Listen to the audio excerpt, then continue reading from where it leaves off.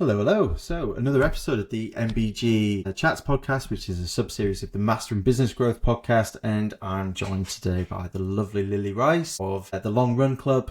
So, without further ado, Lily, go ahead and introduce yourself, and let's find out a little bit about your business and what you're achieving at the moment, and the platform's yours. Go for it.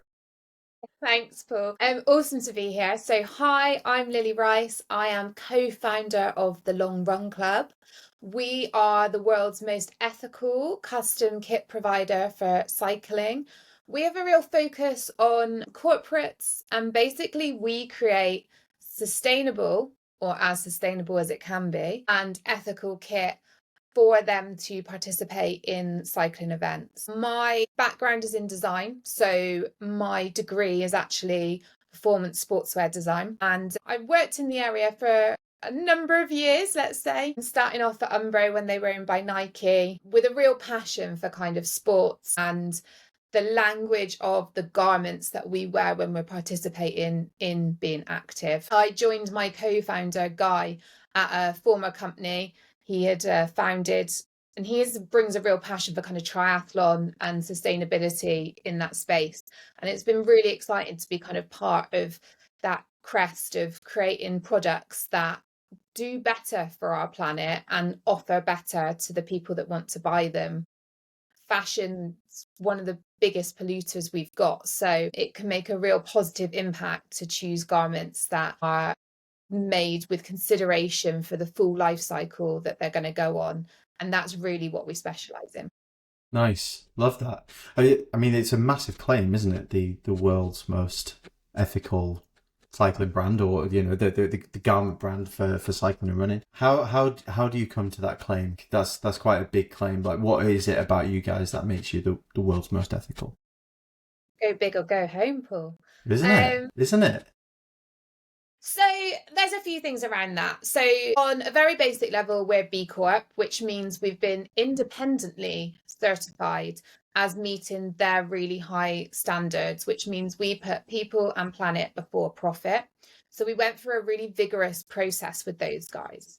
But if you pull it back even further than that, when we founded the brand, it was created with the purpose of being the world's most ethical cycling custom kit provider. That's what we laid the foundations on. So from day one, we were designing garments that had the least impact possible. So that's things like removing any unnecessary trims, creating designs that we think people will want to wear for the longest time, trying to make garments as repairable as possible, and choosing the fabrics that they're made of to be the most sustainable or ethical that we can. So everything we use is recycled, post-consumer recycled fabrics where possible.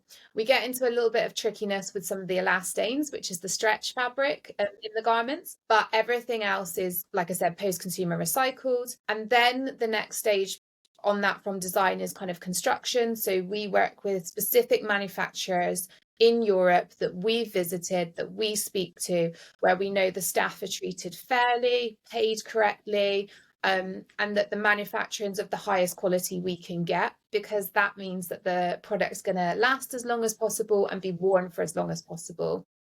We then work with the clients to make sure that we're creating something that they really want. We've done things like, one of our biggest clients, we moved all the sponsors from kind of all over the jersey to just the back pocket, because the sponsorship's really important for them as an event, but we know that you probably don't want to be like rocking around on your bike with a jersey with kind of Dave's bin lorry written on your arm. So it's really simple, basic things like that, as well as the highly kind of technical fabric choices and manufacturing choices. And we just follow that through in everything we do. We then offset, we measure the impact for every garment. So we did a life cycle assessment. We know the water, the carbon, all the impact, and then we offset as well everything at the end. And we do that for a gold standard scheme. And we're really nice, so we just thought we'd claim it. I mean, that's a pretty good sort of like qualification for that kind of claim, to be fair. I mean, I think a lot of people just don't realise, actually, like the B Corp side of things, a lot of people don't realise actually how rigorous that really is. to get to B Corp. And, I've spoken to a few founders that have got B Corp certified, but, I don't think they've quite sold just how hard it actually is to attain that. So that in itself is incredible and kind of sets you apart from potential competitors, I guess. But it sounds like you're kind of standing alone in your own sort of corner of the industry, really, by the sounds of it.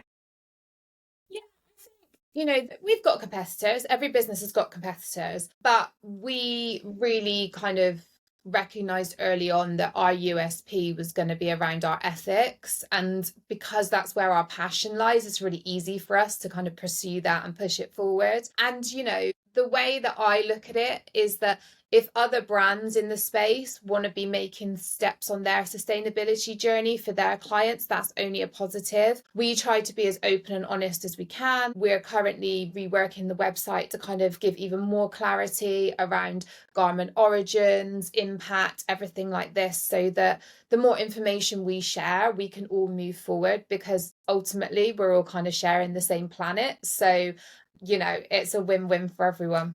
Nice. And you're predominantly a B2B business right now. You're obviously like going after people who organize cycling clubs and things like that. Like what was the decision behind that? Like what made you, why not go direct to consumer?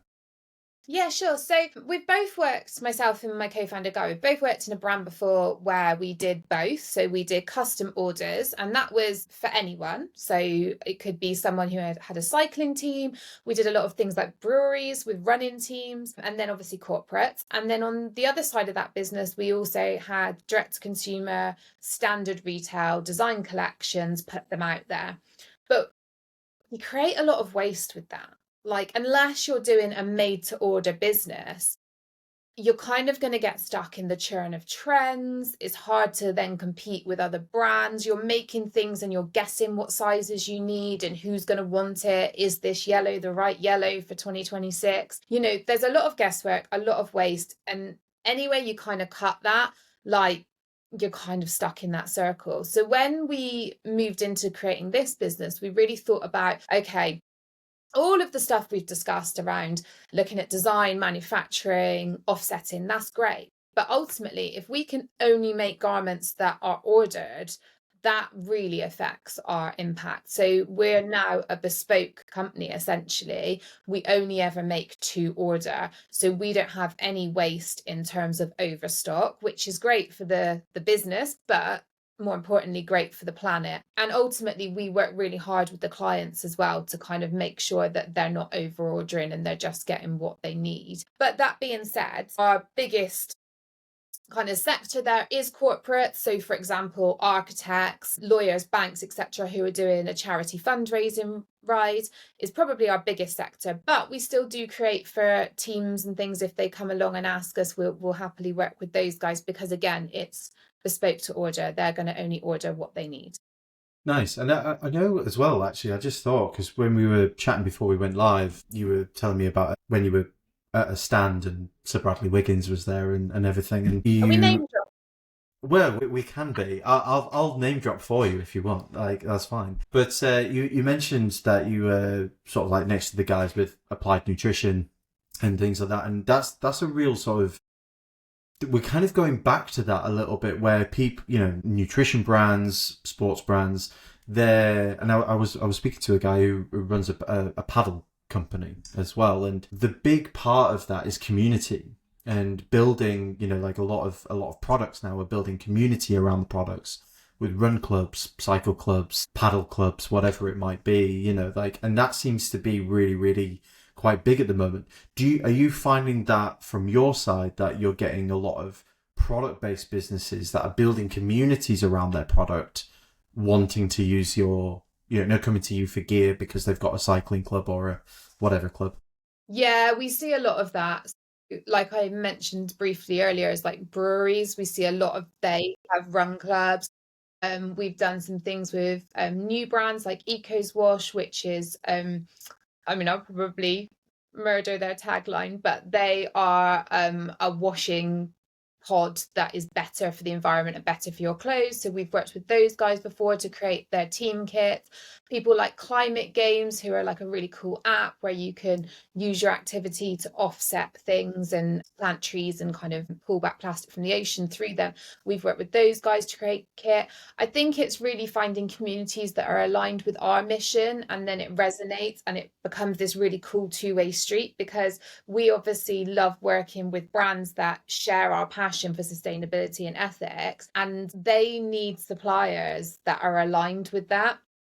I mean, we ultimately say that what we do is not produce cycle kit. What we say we do is we kind of help brands holistically continue their sustainability narrative, because what we were finding was, whether it was a community from a product or whether it was a corporate, they might be doing great things as a business in terms of making sustainability steps. So perhaps they've implemented things within their own business or within the product that they're selling. And then they're going out and doing cool things like forming a run club that maybe go plugging, or if it's a corporate, maybe they're going to do a massive cycle event and raise loads of money for charity. But then they were ordering the kit for these kind of activities from somewhere that's getting it from, virgin plastic, polyester, the working conditions for the people putting the garments together are no good. They're turning up wrapped in plastic excessively, and they're really designed for one use. And so they're not able to continue the brilliant work they're doing all the way through. And that's where we feel we come in, is kind of helping those communities. And I think as well, something that's really exciting and interesting is like when you have got a product-based business and they're forming these communities, whether they're going out for a run, a cycle, whatever, putting everyone in a garment that helps them feel part of something is really important. And it's lovely to be kind of part of that. And then we get photos sent back and stuff of people out doing things. And that's a really cool other side of what we're doing, is bringing those communities together. I love that. I think that's kind of what I was getting at, really, was because it seems that we're looking for a bit more connection through our work and through our jobs and just generally in society. I think like with everything that's happening with AI at the moment and things, and remote working and stuff, we need an excuse to come together, and what better way than to go for a run or cycling and staying active and things. I'm conscious of it, and I know I mentioned it before, but anybody watching this as well will notice the huge amount of medals behind you. You're living and breathing this, right? You're a runner, a cyclist. So I came to the brand as a runner, and then Guy is a triathlete. So he's just, anyone that's a triathlete, man, you guys are just showing off. Anyone that can like run a marathon and then do other things, as far as I'm concerned, you run a marathon, you sit down for cake. Mm-hmm. But yeah, so these are or running medals. Cake. Just start with cake, end with cake, cut out the running, I don't know. But what we were saying about the community, I think that's such a big part of it as well.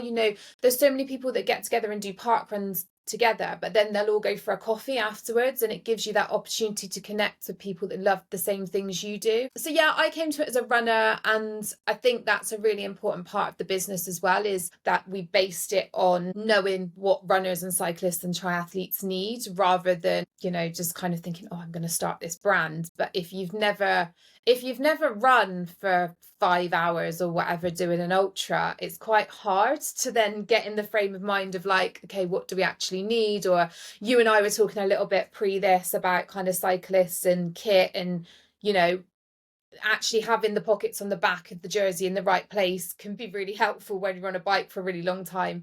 So yeah, that's been a great part of doing the business. And also we just get to chat about running and cycling to our clients all day, so that's also fun.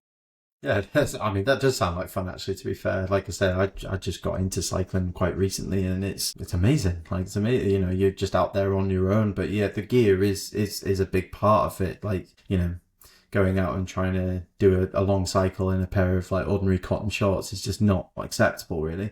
But I guess with that kind of experience then, because you're coming at this from a runner's point of view and Guy's coming at it as a triathlete, I guess you can literally have radical empathy with your customer base, and you're the experts in this. Like, we know this, we've we're coming at this from, because we've been there, we've done this before.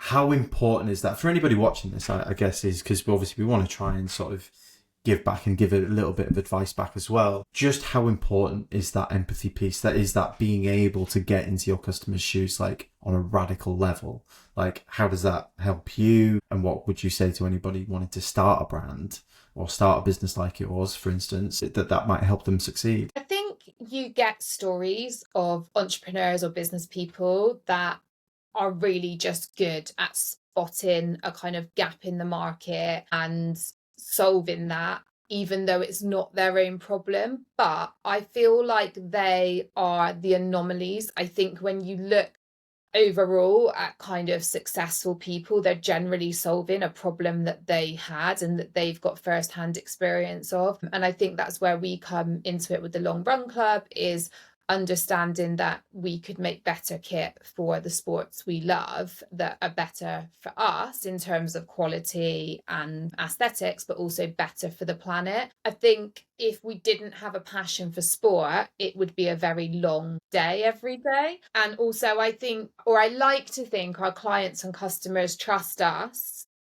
because they know that not only have we got the kind of professional experience in what we do, but the personal experience. And I think if you are creating a product or a service, like, and you don't have experience, I guess it would be like if you were creating a product for dogs and you didn't own a dog, or you've never owned it, like, it would be weird, right? Because how do you know?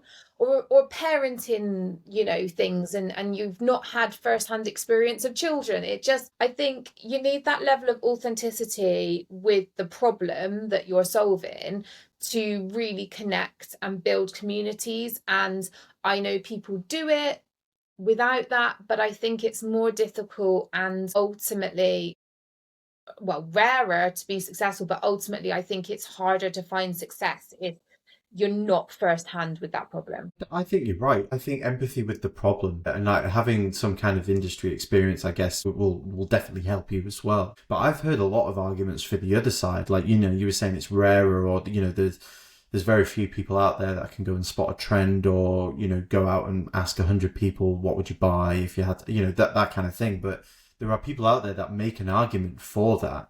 And they say that's probably the crux of entrepreneurship, is just building something that someone wants and solves their problem. But I think where we're talking about this is we're experiencing the problem and we're solving that problem for others. There must be others like that. And I think that's a valid argument as well. In fact, actually, I would say most businesses probably come at it from a problem they've experienced themselves and building a product or a service that solves that problem.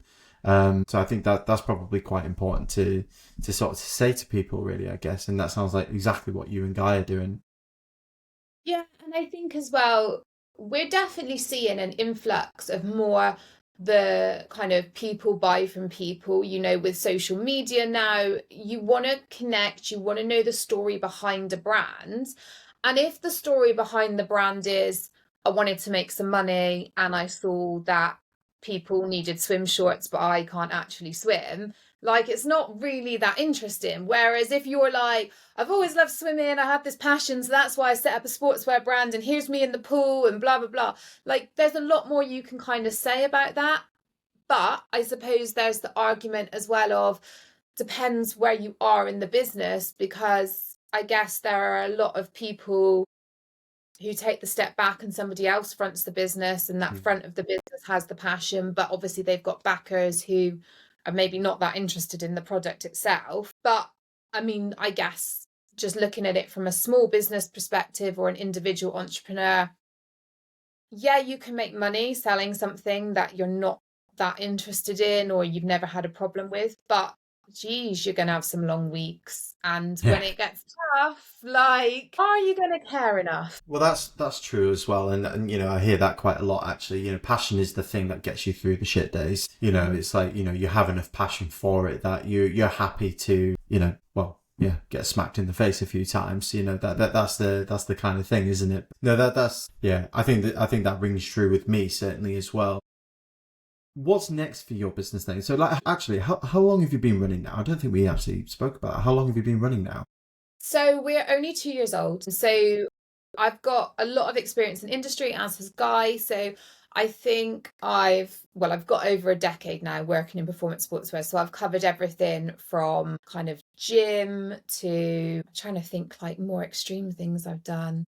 What else have I done? I've done a lot of socks for sports. I've done rugby, running, football, wetsuits, obviously cycling, triathlon. I think the only thing I've never done in sports is things like snowboarding, because that always looked like a massive headache to me, as in the amount of tech you need to put into garments. Yeah, a lot of material there as well, isn't there? Yeah, Like, yeah, exactly. a So lot of padding. they're kind of big meaty specialist things, but everything else I've pretty much done, loads of tennis, things like that. So we kind of brought all that together when we formed the Long Run Club. But yeah, we're only 2 years old and we retail in both the UK, Europe, and we've got a client who's just come on board in Canada, so we'll be sending out to those guys. And I guess in terms of what's next is we really want everyone to know about us. So we've been working really hard on kind of our sales funnel and our marketing, because people love the product. So once we get the product in the hands of our customers, it's, like I said, really good quality and we think the service is really good.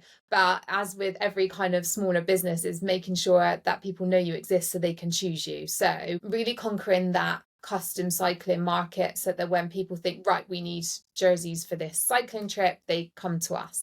And do you do a lot of partnering, like in terms of like with big charities who, you know, like obviously people go to these charities like Macmillan and British Heart Foundation to obviously get their charitable kits ready to go and raise money and things like that. Do you partner with big charities like that, or smaller charities even as well?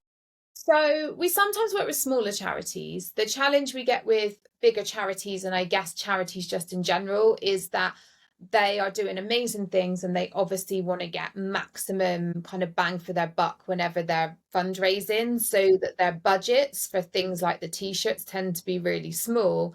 And because of the way that we produce and ensuring that everyone along the supply chain gets paid fairly, we can't kind of match the prices that maybe they can get from somewhere that's not doing that. So at the moment, I think it's a bit of an education piece, working with them to kind of find a really good middle ground. It's something we'd love to do. We have instead partnered with kind of big events. So one of our biggest ones is called the Dryland de Giro, an amazing cycling event in Europe. You kind of cross 3 countries, I think, as you go up this huge hill, which is way beyond me. But we've worked with them for a couple of years, and they have really overhauled their event to try and make it as sustainable as possible. We kind of share things with them to kind of try and improve that, and we've worked really hard with them on the jerseys to make it something that, you know, is become a real kind of treasure. People want to keep it. And talking about community earlier, like, we quite often get sent or tagged in photos of people wearing older jerseys from the event because they love them, and they still kind of feel part of that community and want to share it. So that's a really cool thing we've been doing. So obviously 2 years old, you know, that's, you know, there's still plenty of things to discover, I guess, within the business. But in terms of getting to the point that you have now, what's been the biggest growth lever for you? Like, I'm talking tactical here, so that we can sort of impart some kind of like tactical knowledge into this, I guess. But in terms of, is it being fairly manual, reaching out to these companies and asking them to take a punt with you, or has it been cold calling? Has your marketing been like the biggest lever? Like, what's the thing that you've identified so far that's really allowed you to grow and stay in business for 2 years? So I come from a background of having previously had a business. I actually did a TV show and got investment through that and started a women's sportswear brand. So I had investment from Jam Jar, which was the guys that founded Innocent Smoothies. And I did that pretty young. And the business did really well on the surface, but I was so young and had no kind of business background. And so closed that. So I came into this business with that experience. And so the biggest kind of lessons I've learned around business and kind of growing business is to make sure you're taking time to work on the business, not just in the business, especially in the early years where it can feel like your to-do list fills up every single day, firefighting, making those sales is really important. But what I've learned is you can be a bit of a headless chicken chasing sales. Taking the time to step back and look at your business every now and again with fresh eyes. And part of what we've done is that, and realized that when we launched, we were kind of catering to everybody, cycling, triathlon, running. We can still do all of those products, but when we looked at the data of our sales, it was kind of like, okay, cycling is really where our focus needs to be, and actually it's this kind of client and that's who we need to target. So it was really kind of stopping, analyzing what we had and reframing where we were going, and continuously doing that. So the business is a live document, as it were.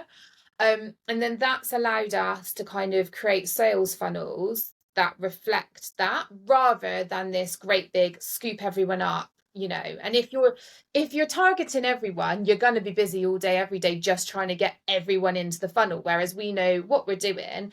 And then that allowed us to identify, who our customers, so what platforms they use. If your customer's not on Instagram, don't spend half your days creating Instagram content. Like, what are you doing? So that was really important for us to recognize.